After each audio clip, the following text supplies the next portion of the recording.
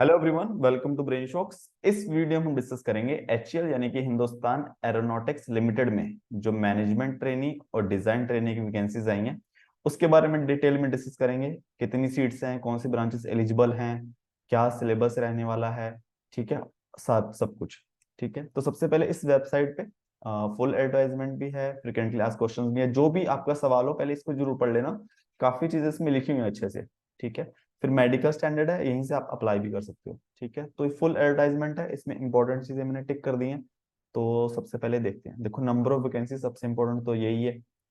इसमें दो तरह की है, देखो, एक डिजाइन ट्रेनी, एक मैनेजमेंट ट्रेनी। आप बट सिर्फ एक में अप्लाई कर सकते हो। ठीक है, तो इसके बारे में थोड़ा सा आपको रिसर्च करना पड़ेगा, क्योंकि 2022 और 21 में वैकेंसीज आई थी। तो यूट्यूब पे इसके बारे में कुछ ना कुछ आपको मिलेगा, तो इसके बारे में सर्च करना फिर भरना। ठीक है, मुझे भी अगर कुछ इन्फॉर्मेशन मिलेगी तो मैं ग्रुप में, टेलीग्राम ग्रुप पे वीडियोस वगैरह अपलोड कर दूंगा। या फिर ये कर सकते हो कि कोई ना कोई आपको लिंक्डइन पे अगर अकाउंट है आपका, वहां पे अगर सर्च करोगे, अगर एचएएल में जो अभी वर्क कर रहे हैं, तो वहां से अगर इन्फॉर्मेशन मिल सकती है तो वहां से भी देख लेना। ठीक है, तो ये वैकेंसीज हैं एरोनॉटिकल, इलेक्ट्रिकल, इलेक्ट्रॉनिक्स, मैकेनिकल। अपनी इलेक्ट्रॉनिक्स ब्रांच में 44, देखो, हाईएस्ट वैकेंसीज हैं बाकी ब्रांचेस के मुकाबले। और मैनेजमेंट ट्रेनिंग में computer science, electrical, electronics, mechanical, production, metallurgy. ठीक है, यहाँ पे इलेक्ट्रॉनिक्स में 13 वैकेंसीज है।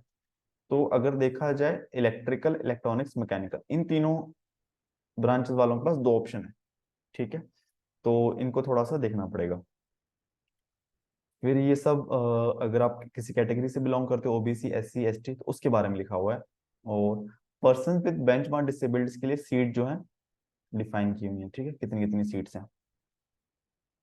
फिर क्वालिफिकेशन, ठीक है, ये भी इंपॉर्टेंट है। देखो, इन्होंने यहाँ पे क्या लिखा हुआ है, दो चीज थोड़ी एक तो bachelor degree in engineering and technology और equivalent full time 4 years after 10+2, मतलब डिप्लोमा वाले नहीं भर सकते हैं। ठीक है, और कौन कौन सी ब्रांचेस एलिजिबल हैं? एरोनॉटिकल में एरोनॉटिकल एंड एरोस्पेस। ठीक है, इसी तरह इलेक्ट्रिकल में electrical electronics, electrical and instrumentation.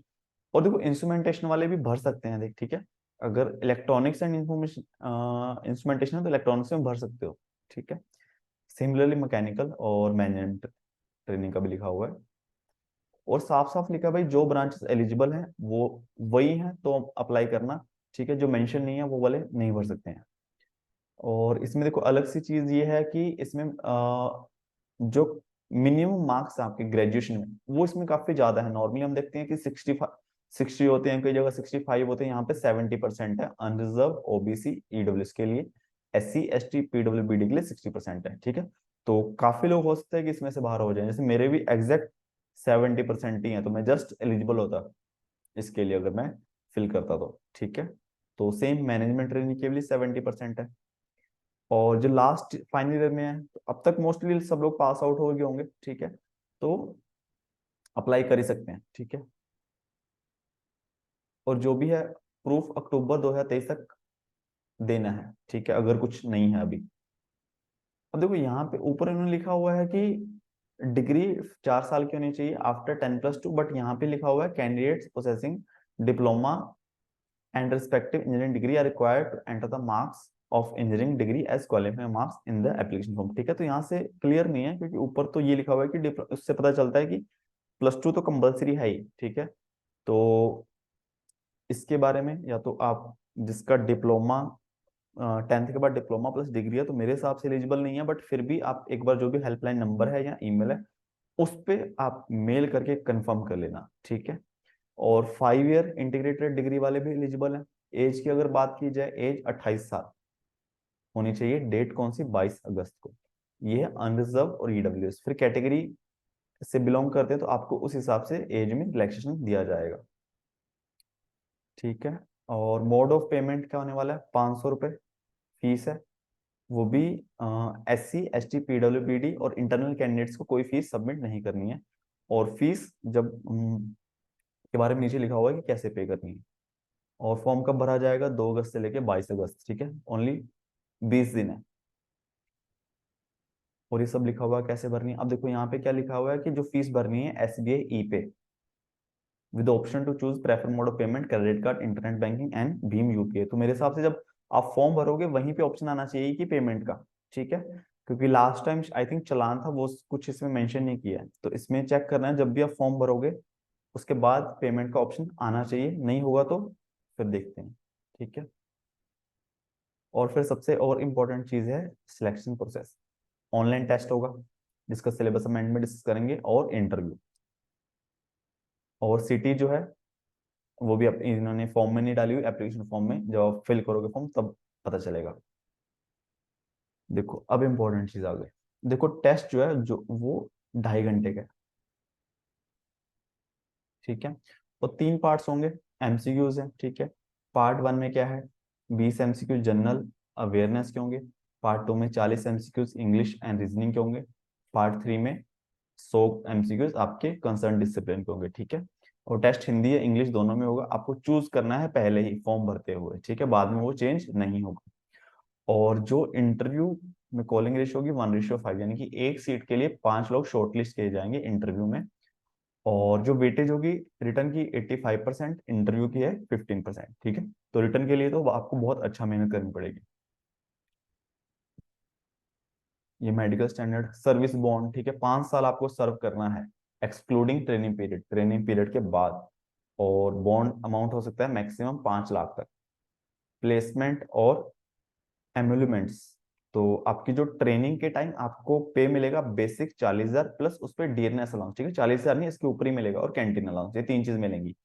जब आप ट्रेनिंग के बाद प्लेस किए जाओगे तो आपका पे, इस पे स्केल में आप एब्जॉर्ब किए जाओगे। ठीक है, मतलब 40,000 आपकी बेसिक होगी, उसके ऊपर बेसिक पे होगी 40,000, फिर DNS allowances, other perks allowances जो भी रहेंगे। ठीक है, cafeteria system, house rent allowance, performance related पे, ये सब चीजें मिलेंगी। ठीक है। और इसमें साफ साफ लिखा है भाई, एक ही उसमें फॉर्म में सबमिट, एक ही मतलब पोस्ट के लिए अप्लाई करना है। अगर ज्यादा के लिए करोगे तो आपका फॉर्म रिजेक्ट कर दिया जाएगा। अब जो डिजाइन ट्रेनिंग के बारे में इन्होंने लिखा हुआ है वो कहाँ पोस्टिंग होगी, जो इनका रिसर्च एंड डिजाइन सेंटर।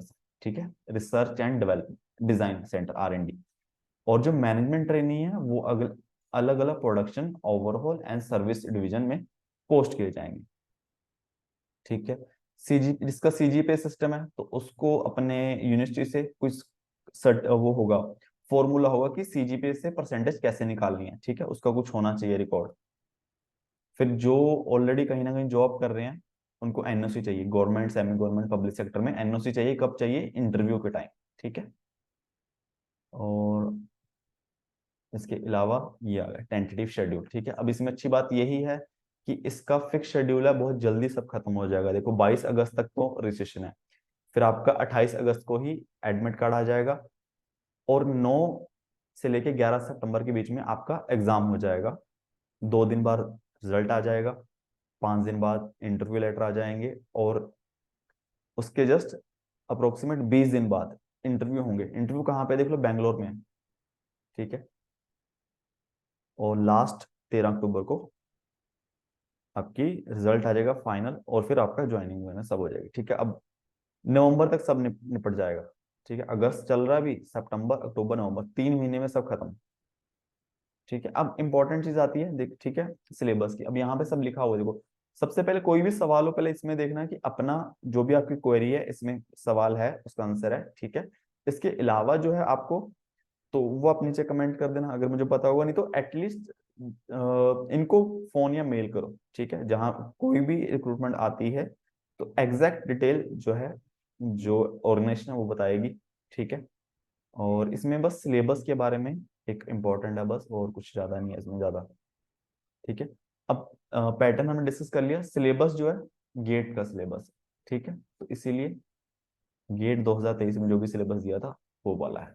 ठीक है, तो काम थोड़ा आसान हो गया, नहीं तो बाकी कुछ एग्जाम्स में क्या होता है कि बहुत डिफरेंट सा सिलेबस दे देते हैं, या फिर सिलेबस ही नहीं बताते हैं, बस टेक्निकल लिख देते हैं तो हमें पता नहीं चलता। यहाँ पे हमारे पास प्रॉपर सिलेबस है।